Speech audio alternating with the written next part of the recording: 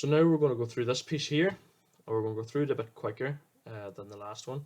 But just before we start, make sure you have your piece orientated properly. So from left to right, you should have 160 mil roughly, so that's with a bit of waste on it, by 165 top to bottom. Okay, and again, that has a bit of waste on it, so don't worry if yours is like 1 or 2 mil and under, so long as you have that kind of roughly. So we're going to look at our working drawings there for a minute and kind of think through what the steps might be. So if I just look at it, get my pen here, it's much the same as the last time in regards to the center line. Okay, so once we've all them vertical lines drawn again, so say the line that these two holes rest on, we then step out from the center line. The distance is given in the working drawing. So we're going to start actually the same as we did the last time, and we're going to draw all the vertical lines we need first. So we're taking all the measurements from the right hand side, stepping across to the left until we get to these last two holes. So what we do before we start at all is you get your two edges that you squared that you're going to be working from, and you put a little V on them like that, and a little V on that side. And that is just, if you go away and you come back to the marking out, you know what side you were working from before. So we look at this first line in, the first line in there is 15 in to these two holes. So simple as again with our square. Square up against the bottom edge, rest your ruler up against it and slide across until you get to 15. And we can mark that up the piece. So we look at this piece now, we can say the same again. We don't need to worry about getting this top section because the holes are both in the middle of the piece somewhere. They're not near the edges. So don't worry about that. If it doesn't go to the very top, make sure it's in that kind of a middle section there anyway. Next line we want to get then is 25. Now 25 is going to take us to these corners. So if we think about that, we shouldn't mark the line the whole way down because it's just going to confuse us being an extra line. All we need is 25 on the top and 25 on the bottom somewhere, and that'll allow us to get them corners. So I'm just going to measure in 25.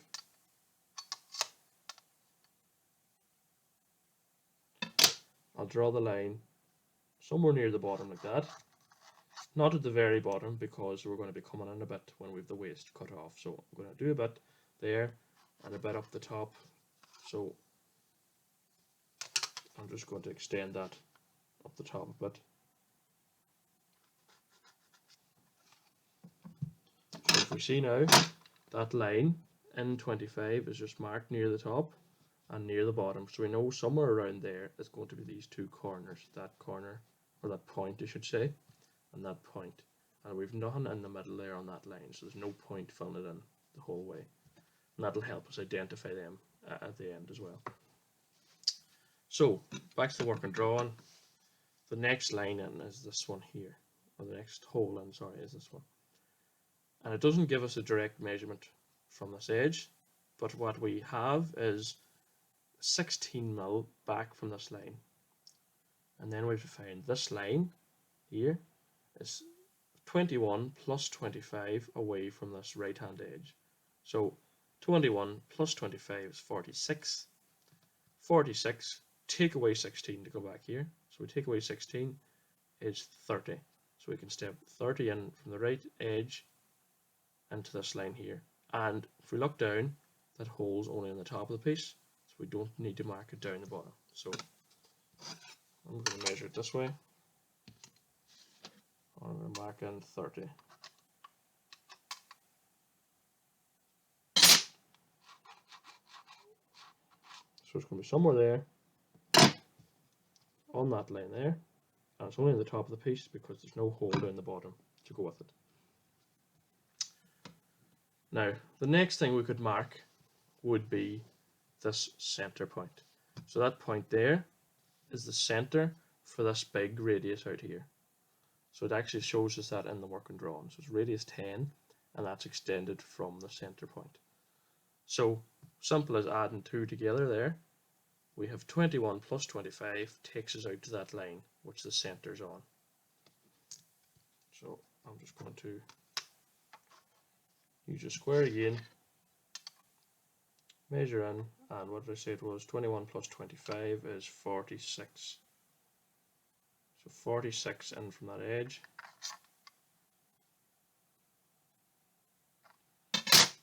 And it's going to be somewhere there in the middle. That's all I need. Somewhere along that line is going to be this center point. So it's in the middle there somewhere. The next thing I want to mark would be this hole. So we're moving everything from the right hand side, stepping across. We did this. Next thing is this hole here.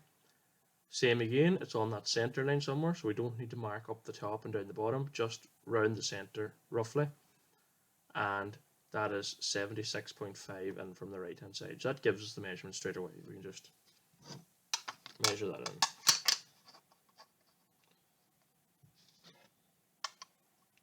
So 76.5.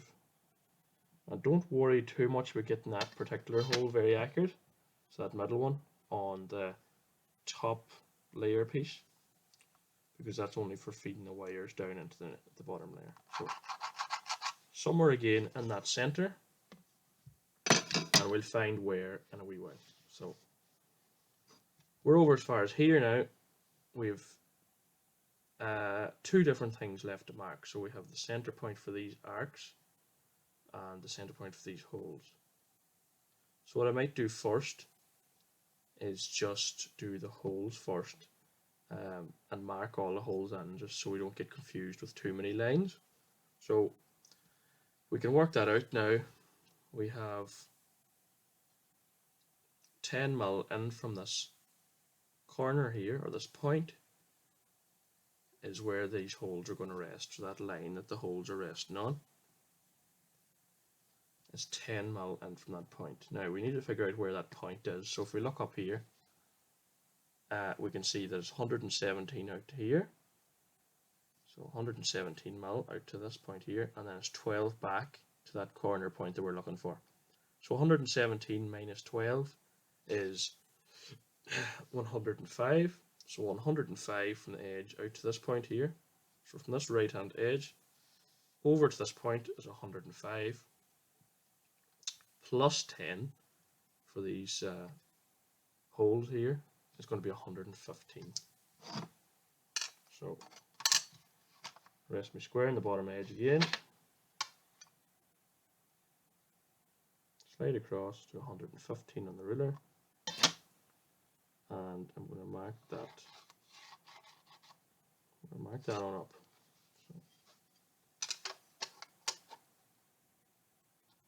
So just for an example, so you can see, like the last piece, if you mark all them lines the whole way up, it becomes a bit messy, but it's just your preference really. It doesn't really matter. So I can mark the line. I could mark all them lines the whole way up if I wanted. But so we know now somewhere along that line there, these 2 holes are going to rest. So what we might do now before we go any further is start finding them different holes. It's the easiest thing. So same as the last time, what we're going to start by doing is finding that center line. So everything's based off the center line like we said before.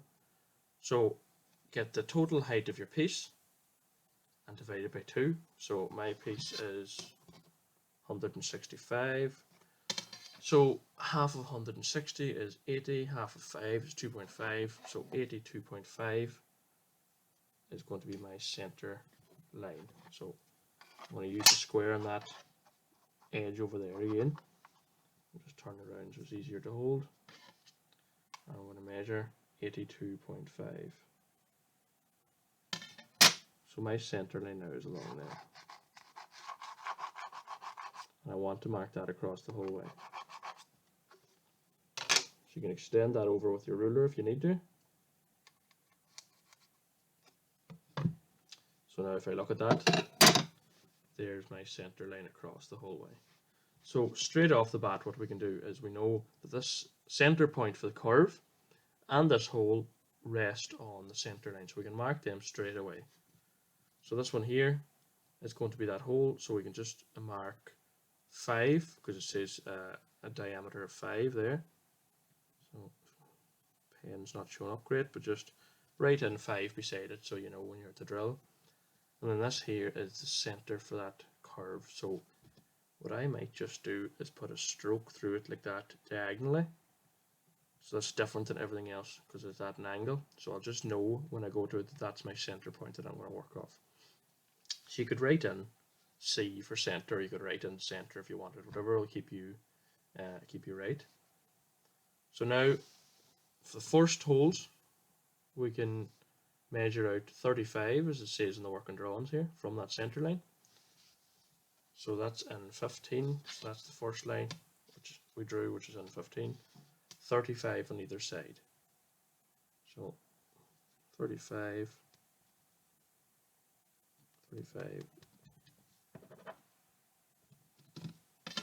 So like we did before, make the marks a bit bigger. And we're going to write in the size of them holes. So look on our working drawings again, and it says 5.5 countersink by 4. So we know these 4 are all countersunk 5.5. So we're actually going to just write in beside that 5.5. Mine isn't working great there now, but you can just make sure and mark that in on your own ones. You can see it up there. No, whatever's wrong, it won't mark down there. But 5.5 and 5.5, and just mark that on your piece so that you know when you go to the drill, that's what you need to drill it. So that's these 2 holes found, and now we need to find this one. So if we look at our working drawing again, we can measure 45 out from that center line, gives us that hole there. So we have to figure out which of these lines now that hole sits on. So what we did before was we added these 2 dimensions together. So 25 plus 21, which is 46, take away 16, which is equal to 30. So from 30, from that right hand side in, is the line that we drew that hole there rests on. So we're measuring 30. So it's that far line there that I'm going to be on. And now we know it's 45 out from the center line. So we can measure 45 out from the center line onto that line. Same again, make the center line a bit, or the center point a bit bigger, easier to see. We look at our drawing, it says diameter 6, so we just write 6 beside that. And that's just to keep us right. So what we could do now is we could draw this front arc because we have the center point got on our piece.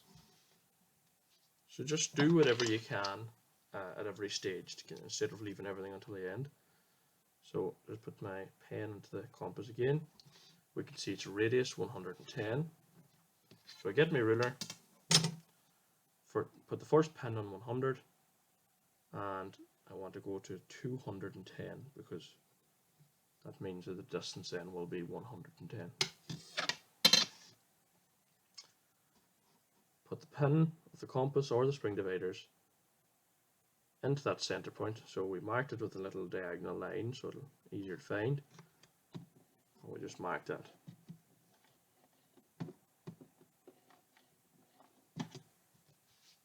Right. So now if we look at our working drawing, we have to find this curve. So the same as again, before we find the curve, we have to actually find this top edge. Because it's not the top edge in our piece because there's waste. So it's going to be in here somewhere. We have to measure out from the center again. So we'll just do that now. And if we look at the drawing, it tells us 67.5 out from the center to that edge there. So we can just draw that straight using our square along that right side. flip it around this way. And I'm just going to measure with the ruler 67.5 from the center. Draw that out a bit. Only needed a wee bit. I want to do the same. Right, I want to do the same the other side of the center line, so I'll just flip it around. And I'm stepping this way out from the center line now. So 67.5.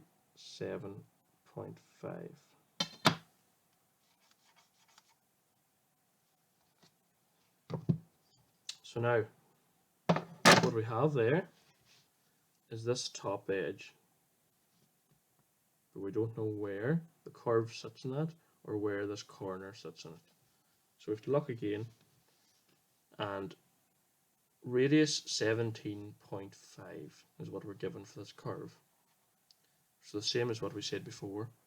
The center point's always going to be 17.5 away when the radius is that.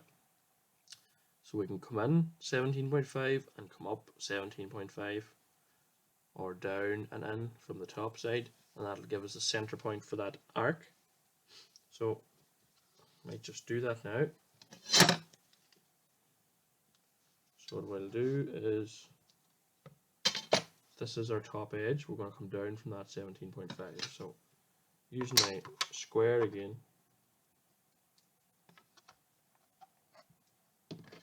measure 17.5 down from that edge.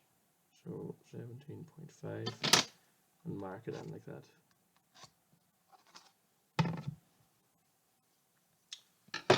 So now somewhere along that line is the center point for the curve. So we have to measure in 17.5 as well this time. So make that a wee bit heavier. And that's the center point for that curve. So I'm going to put my pen back into my compass. Put the pin on 100 so we can sit in the groove, and then move this to 117.5. So 117 and then 0.5. Pin in that center mark. Now something's a wee bit wrong there, so if I measure that, see was I right? Right, so I just measured that slightly wrong, it's 117, but just make sure you have that right on yours. So I'm going to adjust this a bit to fit better. Pen on the center mark, you're going to draw an arc from this edge, so it's going to be, should line up perfectly with that edge. Now, the pen's not drawing it at all, so just bear with me for a moment.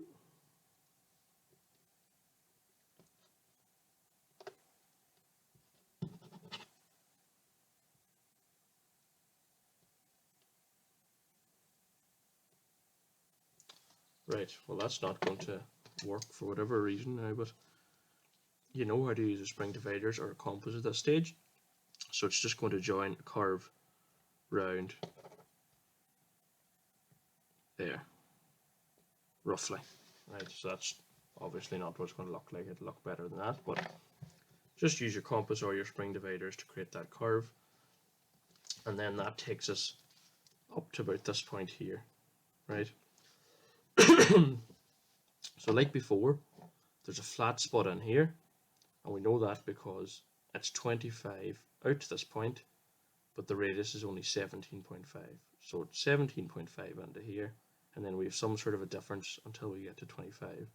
So 25, take away 17.5, and that is equal to 6.5, I believe.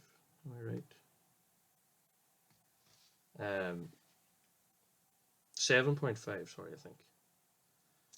Anyway, whatever the distance is, you can measure that across straight and leave a flat point. So you don't even need to measure it because you have that 25 line there. So wherever the arc ends and goes straight across, you're going to have a flat spot there, and then the curve starts and goes down there. Excuse me. So now we have to find this concave curve. So the center for that curve is somewhere outside the piece, and that's what we're going to have to figure out next. So we have to look at what information we're actually given. So we are given this corner point here, and we're given this point here. So we have 2 points on the curve, and if we look down here, we're given the radius. So from that, we should be fit to calculate a center point, because from anywhere on the circumference, it's going to be an equal distance into the center. So we know it's radius 90, so it's 90 mil from the center out to any point in the circumference. So for this next step now, for getting this curve, we have to find the point, the center point for it, which is going to be 90 mil, because it's radius 90 mil away from these 2 points. So what I would do is, if you have a bit of tape, get a blank sheet like this and tape it in under this other piece. If not, we can do it without the tape anyway. So just before we get that far, we have to just draw in this point here. So we need that point to be fit to draw it. So if we look at the drawing, we can see that that point there is straight across from there. So get our square again.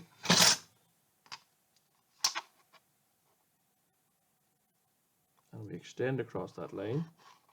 So that line is this top edge, and we're just drawing it straight across. We have to find this point now on that.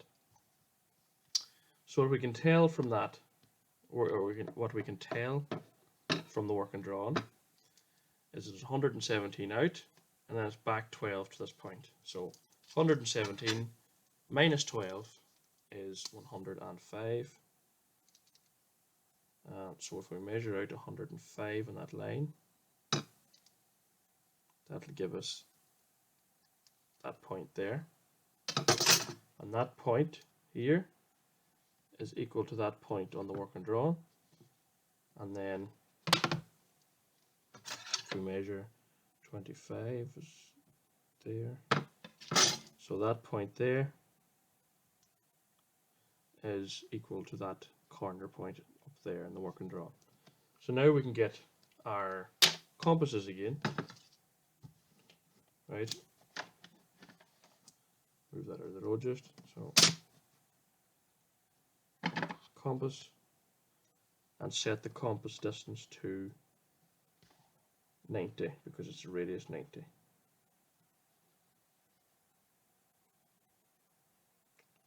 So just get that set. So that's set to 90 now. I'll put that to the side for a second, and I want to just move the working drawing to make it clear too. So what I'm going to do is I'm going to put the blank sheet of paper in under it. Right, so it doesn't really matter how you position it, as long as there's a bit of space there. And now you want to hold this good and tight if it's not going to be taped. So I'm not going to tape mine just to show it. I need to put good pressure on this so the paper can't slip from under it. And to find the center point now, so we have these 2 points that we're after finding on that curve. So we put the pin on our compass there. We swing an arc on the paper. And we put the pin of our compass, and it's going to be a bit awkward, I'll just change it over. Make sure not to move the distance on the compass. Put the pin of the compass and the other mark you found, and draw an arc. So where they intersect there, that gives us the center point for that curve. So move back to this hand. You can now keep a hold of that paper, put the pin of your compass on that center you're after finding, and swing your arc from that. So if we've done it right, and we have, you'll see that the curve matches up with them 2 points that we started with. So that's how you find that concave curve. So we take the working drawings back again.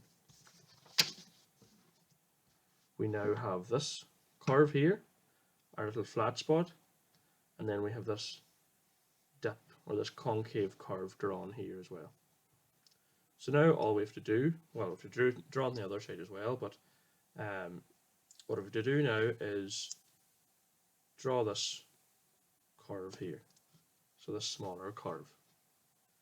So we actually found the center of it from the work I'm drawing here, so it's at 117 out, and we moved back 12 to get that corner, but the 117 there gives us that center point.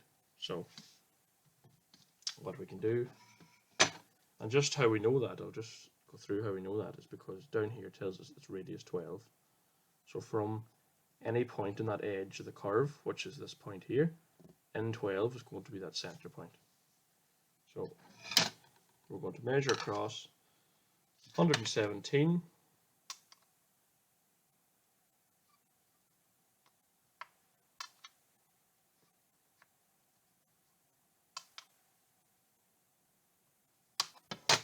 And I'm going to draw that line.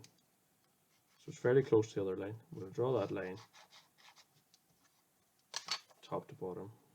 Doesn't have to be top to bottom, but I'm just going to draw it in that way. So I don't know if you can see the difference in the colours there. That one's blue, the one we're after drawing. So now we need to figure out where along that line do these centre points lie. And the same thing again, if we look back at the work I'm drawing, we already projected this line across to find this point, and we can see from the work I'm drawing that the centre point of this curve is also straight across from that. So we already projected this across, we got that point, and now on the line we're after creating we have another point there, and that's the centre point for this curve here. We look at the work I'm drawing, it's radius 12, go back and get our compasses, set the compass to 12,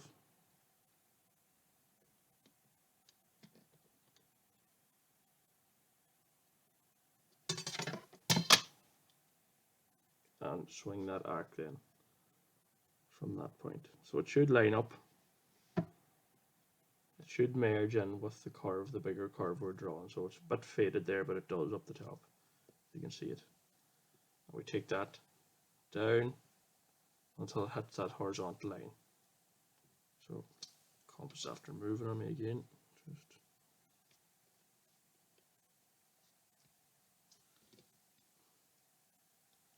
right, so this compass is just going to keep moving, so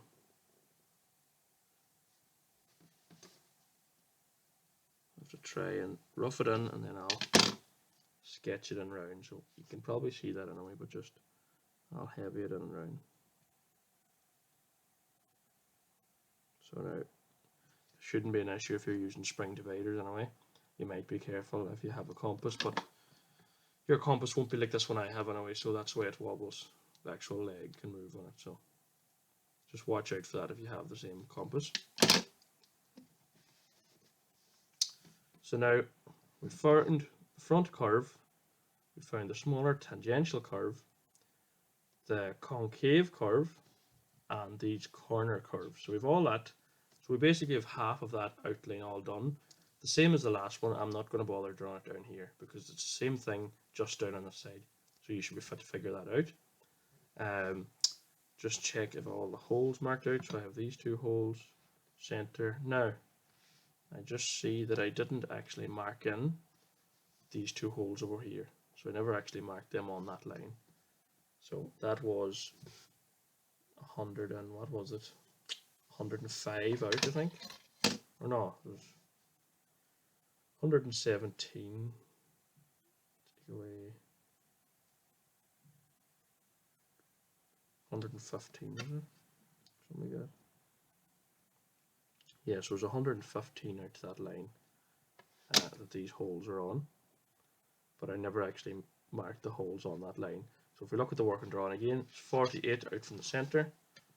So just line up the ruler with 48. Now it's going to be 48 out on this side, and on this side it'll be 96. So if you notice, they're the same measurements as were in the last piece. So it is actually crucial that you get these holes and the back holes to line up perfectly. or as close to perfect as you can make them with the marks, because it has to line up then with the other piece that we're creating as well. So we can look in the working drawing, and they are radius 5.5 as well. So just mark 5.5 and 5.5 again. And we have that 5, we'll mark it in for you better, 6 and 5.5. Right. So that's the piece marked out now, so that one's a lot simpler. Like I said, I'm not going to bother marking the other side of it, because you should be fit to copy that over just. Whatever we did up there, do it down the bottom. And like I said with the last one, kind of outline either with a pen or a marker the waste on the piece. So we know this all has to be cut away. So mark that out, so if you go away and you come back next week, you know exactly what you have to start into. You can mark that the whole way around as well. Same as the last piece as well, when you have it marked out, you can come up and get the template and check as you're marking out perfect. So I don't know if we can see on that, like I was trying to show you. In the working drawing, there's a flat spot there, and then it goes into that curve. So you can check your piece off this once you have it marked out. Alright, thank you.